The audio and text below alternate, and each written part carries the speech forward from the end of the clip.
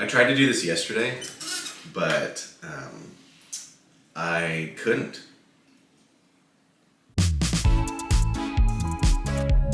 Well. Look who we have here again. It's you and me. And welcome back to NGMI, the show where we learn lessons and we talk about things that I've learned also while building my very real accounting business, Amarlo. It's a show where we learn with one another about business and the business lessons that you need to know to be successful in your own business. I'm your host, Jeremy Millar. Anyways, let's just get into it. Actually, never mind. Let's not get into it. I need to have a very real conversation with you. The subscribe button talked to me last night, and he said he's very lonely and he needs some company. So if you could just go click that subscribe button, click the like button too, and just spend some time with the notification bell because I think they're all just feeling a little sad recently. Today on NGMI, we're going to do something that we've never done before, ever. I've never done this. You've never done this, and we're going to do it together for the first time. Congratulations to both of us. So there's one tool that every business owner should be using, I think, that, they just choose not to. But this one tool can reveal so much about your business and about what's going on inside of the company that it's almost stupid to not use it. That tool, the Infinity Gauntlet. That tool, Wilson from Castaway. That tool, me. Anyways, just thought I'd test out a couple of those jokes.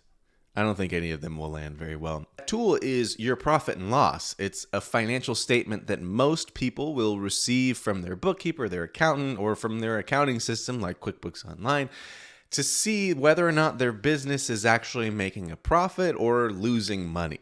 And it's an extremely helpful tool when you look at it correctly, when you know how to read it, because you can get some incredible insights from the profit and loss and make really excellent decisions about what your business is working towards, what your business is trying to do.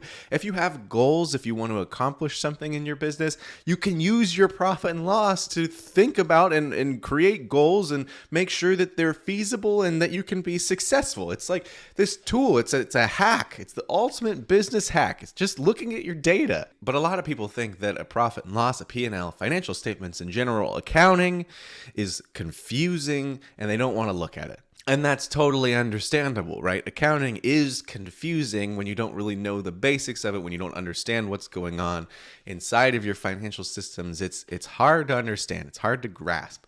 But when you unlock just a basic level of accounting, it becomes so much clearer. It becomes so much easier to understand, and it can take your business to new heights. It can really help you grow. It can really help do some incredible things for your business.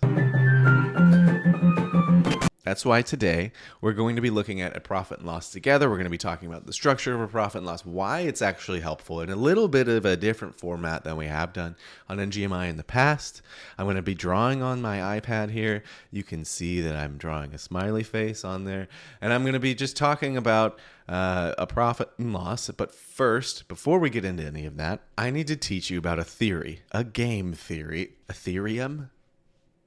No, I call it bucket theory. Bucket theory is the way that I explain accounting to people who have absolutely no idea how accounting works, and it's the easiest way for us to break down these complex financial topics and talk about them in a really simple and easy way that involves buckets. Now, typically, if we're going to try and get any kind of understanding of how accounting works, we want to know that there are 5 different types of buckets. There are assets, liabilities, equity, income, and expenses. But because we're talking about our statement of profit and loss today, we're only going to be looking at 2 buckets, the income and the expense bucket. And what happens in these buckets is that every time something financially happens in your business, every time there's an accounting transaction that happens, it's placed into one of these buckets. So for example, let's say that you're a web design business and you just closed a brand new client. You're going to make them a $10,000 website.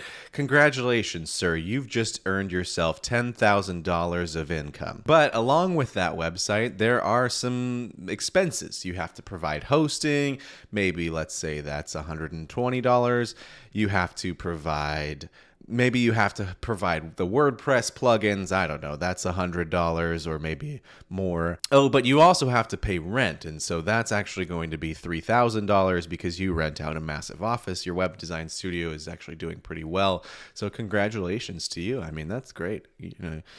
Good for you. So I'll take $10,000 and I'll minus the total of our expenses here, which are going to be $3,220, and the total that we're going to get is $6,780. That's my profit. Congratulations, we've made money. We're a successful business. This is a very simple way to understand the interaction between how money comes in and how money goes out in your business. It's a very foundational level of understanding what we're going to be looking at in just a second, which is the profit and loss. But there are far more things to look at in a profit and loss than just two individual buckets, because in each bucket we have different types of smaller buckets, and it gets pretty complex. So let's take a look. All right. So I've pulled up a sample company profit and loss, just January to December 2022.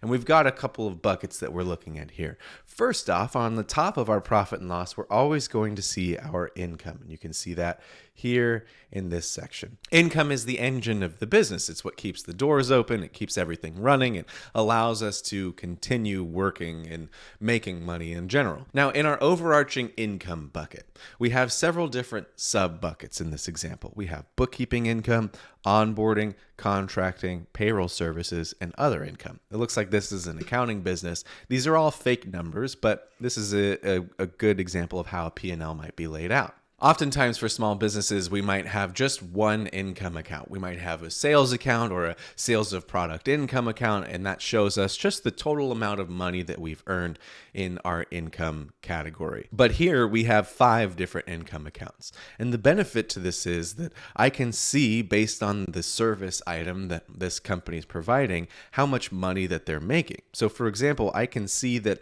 onboarding is a pretty significantly higher cost than the contracting income that they're creating. And I can assume that when they're doing any of their bookkeeping income, that onboarding and bookkeeping are directly related. An important thing to note here about how a profit and loss is structured is that we're looking at data from a particular period. In short, it's all of that information, all of the income and all of the expenses from January 1st to December 31st, all aggregated into these tiny little columns here. So as our business grows, we might start adding on additional services or providing different products. And what we'll do is simply add in another income account for that type of service or product if we want to see that on our P&L. We'd put that right in between here, just adding on another thing that we're offering and tracking the amount of revenue that we're making from that particular service. Of course, when we understand how much income that we make individually in each of these categories, it's useful to a business owner so that we can understand what area to focus on, what's actually making us the most money, what product or service offering that we're doing is being successful. But overall, we also want to see how much income we're bringing in as a whole. And that's why we have the total income line here. This total income line is going to be the full amount of money that resides in this bucket over this period of time. So for all of 2022, from January to December, we've made $358,000. The income bucket, as you can see, is a small part of the P&L. It's not a huge thing, but below that income bucket, we start to get into our expenses. We have things like cost of goods sold, and then we have just general expenses. So what's the difference between these two? In general, your cost of goods sold are going to consist of expenses that are directly related to producing the revenue that you have above. So for example, our bookkeeping income could not exist without paying for QuickBooks. Our payroll services could not exist without paying for Gusto. And we see that these expenses are directly related, directly correlated to the income that we have above. Totally unrelated meme break. Oh my God. Is that really a pumpkin? No. He's eating! Totally unrelated meme break. Now, it's extremely useful to know how much money we're spending in order to make money, because we know that these costs are directly associated with the revenue here. And that allows us to create this figure, which is our total cost of goods sold, and then subtract that from our total income right here. And that leaves us with our gross profit. Clearly, our gross profit is just a measure of how much money that we've received minus how much money we've spent in order to make that money. And it gets us that number right here. But this is extremely useful because it helps us identify a margin. Our gross margin is a really useful metric because it allows us to see how much money that we're keeping after we've actually seen income come in and spent money in order to produce that income. The way that we calculate that gross margin is just by dividing our gross profit by our total income. In this case, when we divide our gross profit by our total income, we can see that we get a figure of 96.7%. That means that for every dollar that we spend, we keep 96.7 cents on that dollar. That's huge. We're making a really good gross profit there. So we know that we have expenses that are directly related to the income that we're bringing in, but we also have expenses that just allow our business to operate, to run. We have things like rent and marketing and salaries and things to pay. All of those expenses are going to be listed here in the expenses category. Our expenses bucket allows us to see all of the expenses that our business is using in order to actually stay afloat. Each of these categories has a total related to it so that we can see from a high level how is our money being spent. We know that we're spending about $35,000 a year on just general and administrative expenses, about $172,000 a year on payroll, and then about, of course, $40,000 on rent and facilities and those kinds of expenses themselves. And then finally, about $3,000 on legal and professional fees.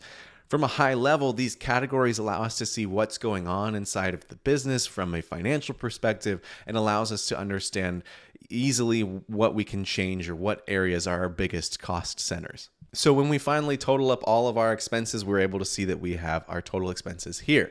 This is then subtracted from our total income in order to get finally our net income, the amount of money, the profit or loss left over. Now, looking at the profit and loss that we're seeing here based on the year is great. We can see a lot of information about what's going on. We can see all of our total income and all of our total expenses for the year. But this only tells us a portion of the story. It doesn't actually give us the best insights possible when looking at financial data. I think in order to really understand and see the impact of your profit and loss, it's important to look at things by month. You see, we're still looking at the same data. We're still looking from the same period of January to December of 2022. But instead of just this 2 columns of data, we're now seeing the entire year stretched out. For example, we can see that each month our income is going up. Looking at things on a month-to-month basis, we can also see how our expenses change. We see that our wages are going down every single month or that they begin to increase later in the year. Looking at things by month allows us to see how our expenses are changing every single month as well. We can see that our wages expenses changing. Maybe employees are working less hours or they begin to work more hours in certain periods. And we can see all of that information because we've stretched out our financial data into this kind of monthly view. Looking at this line, our total expenses on a month-by-month basis, we can actually use this information to calculate how much our business is spending every single month so that we can get a good idea of how much our business needs to earn. We can actually create a break-even figure based on the data that we're seeing on average. Looking at my total income and my cost of goods sold and my gross profit that I'm seeing here, I can actually understand that my business in some months is not reaching that $21,000 mark. We're bringing in less. These may be an indications of some times that are slow in the business, or perhaps our marketing wasn't working as effectively as it was. Something was going on here that caused my business to earn less. I can begin to then make conclusions about why that was and start creating a plan of how to prevent that in the future. Now, I've spoken to a lot of small business owners in the past who have told me that they simply just look at their bank account every month to make sure that they have money in their Chase account. And unfortunately, that doesn't give the full story, the full picture of what's going on inside of their company.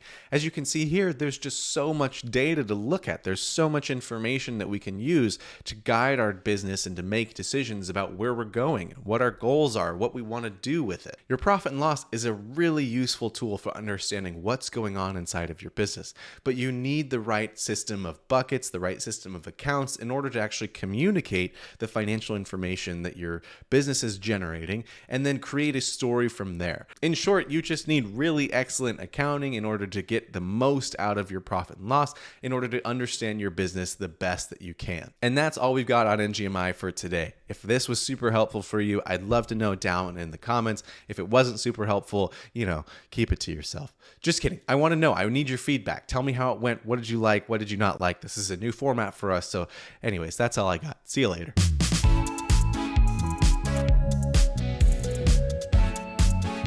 Today on NGMI, we're going to do something that we've never done before. Let's just get into it. Also, I wanted to do like a Vsauce intro. Let's see if this works. See if I can get low with that.